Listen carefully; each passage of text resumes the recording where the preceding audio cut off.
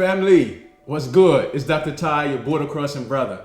I had a really interesting experience recently. I was presented with an opportunity and I was really, excellent in my preparation. I was there on time. In fact, I was early. But the problem was that the Zoom setup was mixed up and there was a time zone issue, so I missed the meeting. Imagine that. But they actually were willing to reschedule. So they rescheduled the meeting and I'm there again, but this time Zoom was acting crazy where they could see me, but I couldn't see them. And so we ended up getting on my phone and it was this weird sort of moment where I realized in the midst of the conversation that sometimes resistance is confirmation.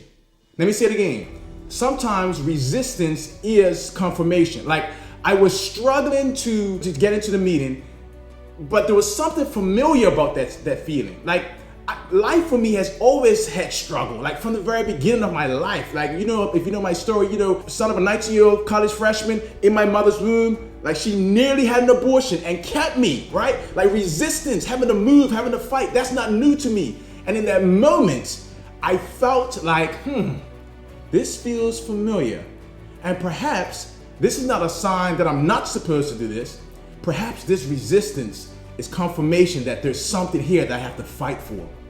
So let me ask you a question. Have you ever studied the context of the resistance that you experience? Have you ever considered that maybe there's like a rhythm and a routine where there are certain things where you're fighting and you're facing resistance, and that may actually be proof that it's yours, but you gotta go get it and recognize that instead of thinking that it's not for you, maybe sometimes it's actually confirmation that it is. So I don't know what you got on your mind this week.